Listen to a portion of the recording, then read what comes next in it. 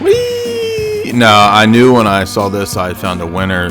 And forget Elon Musk, because Stephen King has already warned us that the real Skynet takeover is going to be through implements of technology possessed by the demonic spirit of Gallagher himself. It's also important to call the film's implicit racism you see here. And who's the hero?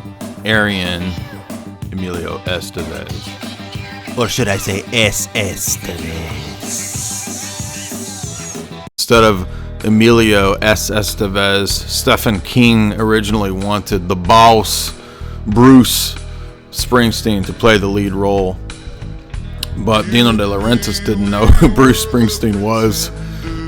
So instead, it was Emilio Estevez. And just think, we could have had a little bit of Goblin Truck instead of Human Touch. Just a little bit of Goblin Truck. Just a little bit of Goblin Truck. Stupid asshole! Can't you see we've got a situation here? The film's villain is a redneck Terminator, a big rig dressed up as Jim Carrey from The Mask, wearing the Christmas elf costume. There's absolutely no logic to why the machines do what they do or why they rebel, other than a comet. In fact, in one scene, it's, as I mentioned, a bicycle and a gas pump. By the way, did you know that AC/DC does the film score to this movie? And this is interesting because a lot of people have speculated, especially during the satanic panic of the 80s, what AC/DC stands for. And in fact, we now know that it is a satanic acronym for boring ass boomer skank band. Stupid asshole! Can't you see we've got a situation here? The movie also racistly implies that black people, during a demonic Gallagher spirit takeover of all electronics, will only concern themselves with stealing Filter Cane Cool cigarette packages, menthol please, and that is deeply offensive. The film also racistly implies that truckers have giant porn walls, which is obviously not true. No one in the trucking world looks upon scantily clad women with glances of lust.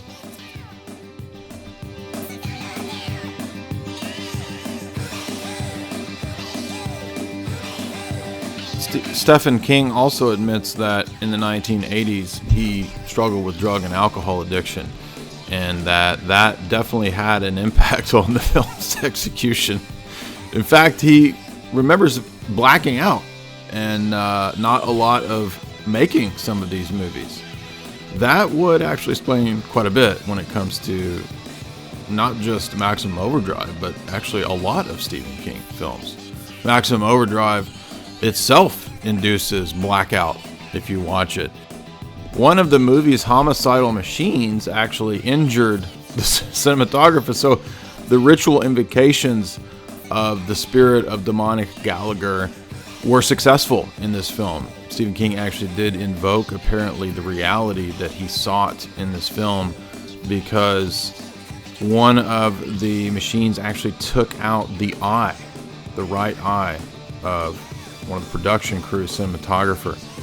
And in fact, if you watch this film, you will perhaps be convinced that the magic of this dark art is real, because this film will also likely hurt your eyes. Stupid asshole! Can't you see we've got a situation? There's a couple sequences that I think are tied for best shot. The first is the Coke machine that goes Columbine on the Bad News Bears by basically spraying them with Jolt Cola, leading to deaths, by the way. So, in other words, a Coke machine gun, which could be easily evaded by stepping about 6 inches to the left or to the right, is able to take down basically an entire Little League team. So this one is worth checking out. And then this is also, I would say, tied with directly from the bowels of Stephen King himself, the Poot scene, the classic Poot scene between the intimacy shared between Emilio Estevez and the gaseous trucker. What I really appreciate about Stephen King's usage of this sequence is that we don't get the typical movie scene of a single fart joke. We actually get at least a minute of tooting and pooting from the trucker, and maybe even Emilio sneaks one in there, slips one in, silent but deadly there. I don't know, but it's not the typical movie toot sequence. We're actually feeling like we're in a truck stop bathroom for at least a full minute. We're actually going through the bowel movements with the trucker, so it's a real cinema verite kind of sequence that you don't usually get in the typical Hollywood fart scene. Popular alternative theories analyzing the film include the possibility that maybe what triggers all of the implements of technology to go haywire is actually the skanky 80s metal riffs that populate every second of the film. Conversely, the green gaseous cloud that many naively assume was the result of the comet, perhaps that's actually just the gas cloud from the fart sequence. And then lastly, the film is analyzed for all of its depth and details, but have we missed the most obvious? That it's just a tribute to Tremors without all those expensive worms. Instead, it's just Tremors with trucks.